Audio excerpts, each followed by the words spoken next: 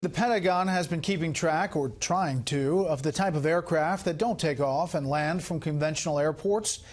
We're talking about unidentified flying objects, UFOs. You can laugh about it if you want, but a lot of people are taking this revelation very seriously.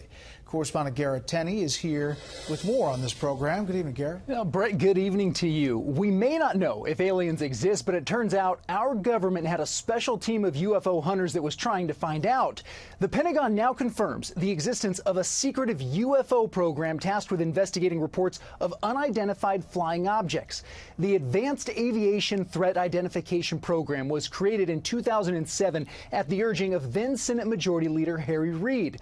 And over the next 5 years, the program received more than $20 million for its work, which included analyzing a variety of aeronautic threats ranging from what could be our adversaries' next-generation aircraft to reports from military pilots of encounters with unknown objects like this one in 2004 that appear to defy the laws of physics. Look at that thing, dude. Look at that thing.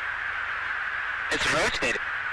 Now, the Pentagon tells us the program ended in 2012 when officials determined there were other higher priority issues. But the program's former director, who resigned in October, says it was only the funding that ended and that over the last 5 years, the program has continued investigating incidents alongside their new responsibilities.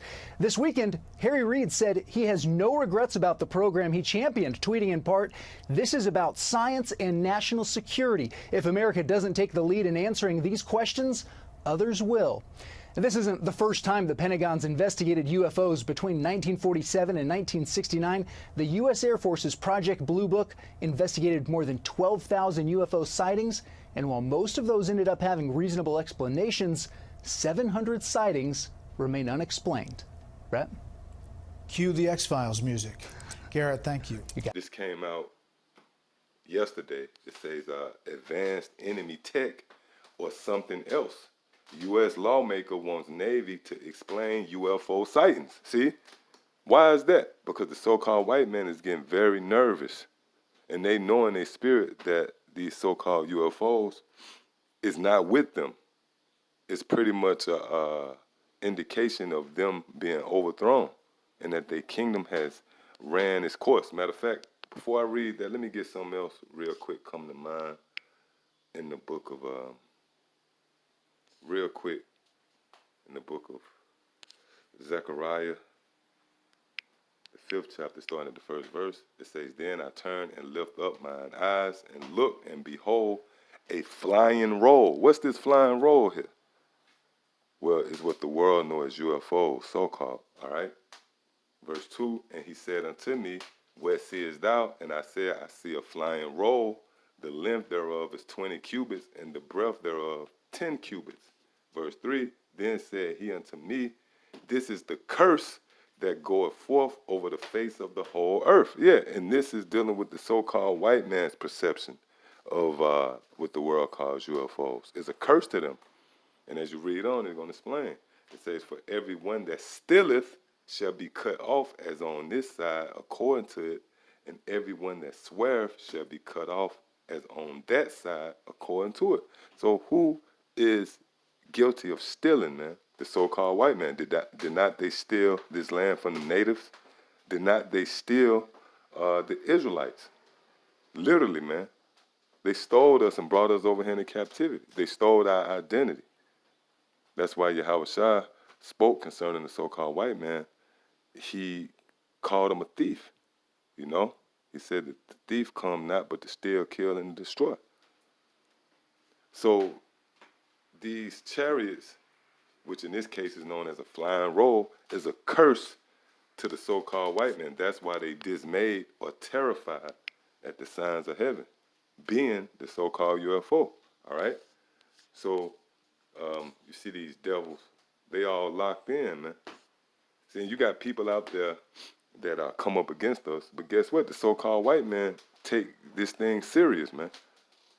See, Jake, they'll laugh with the scorn. "Oh, you guys crazy talking about so-called UFOs." But guess what? The powers that be, you know, those that rule the planet Earth in the form of these bankers, you know, these top lawmakers, what we're reading about the military presence of the so-called white man, they know and understand that the so-called UFOs is for real. And they know that this is how the Lord is returning, man. That's why you got Trump. They got these space wars. They got these weapons out in space, which goes into nest. When you go into that word nest, it pretty much means a place for storing weapons up in the heavens, man. What you think they got those weapons for? They're anticipating the return of Yahweh Shai and the angels, man. All right?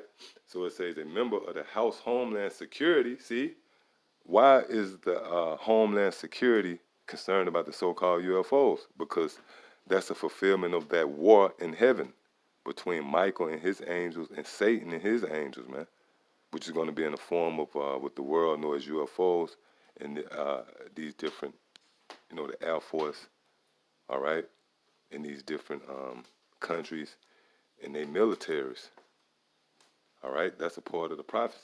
It says a member of the House Homeland Security Committee wants the U.S. Navy to shed more light on reported encounters with strange objects, traveling in defiance of the laws of physics. Yeah. These so-called UFOs, they're not bound by the laws of physics, so-called, man. These UFOs, they can shrink to as small as a pinhead, and they can expand to as big as a damn mountain, man, or a planet. So the so-called white man don't stand a chance when Yahweh Shai returns. That's why the scriptures say Yahweh Shai is going to return in his glory, man, with the host of angels. Matter of fact, let's get that real quick. I think it's, give me 1 second. I believe it's Matthew the 26th chapter.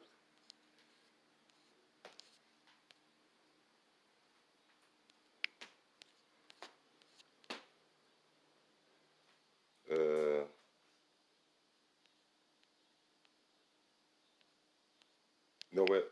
Let me try the 16th.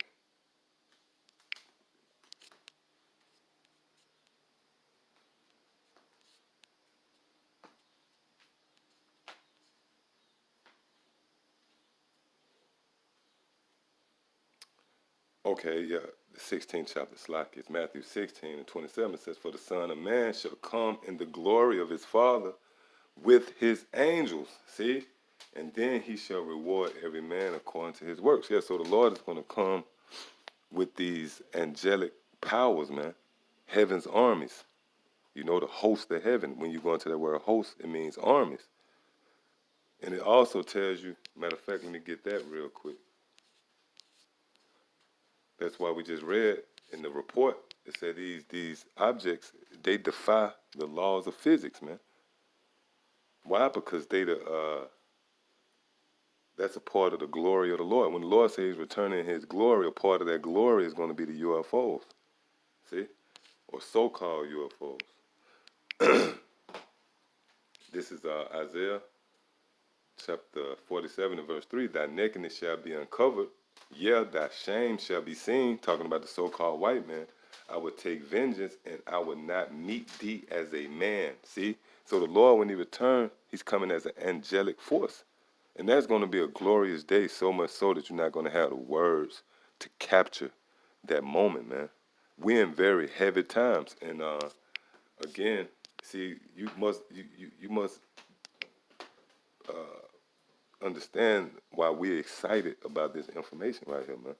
Because in our spirit, we've been yearning for our Lord to return, going all the way back to our past life. So, you know what?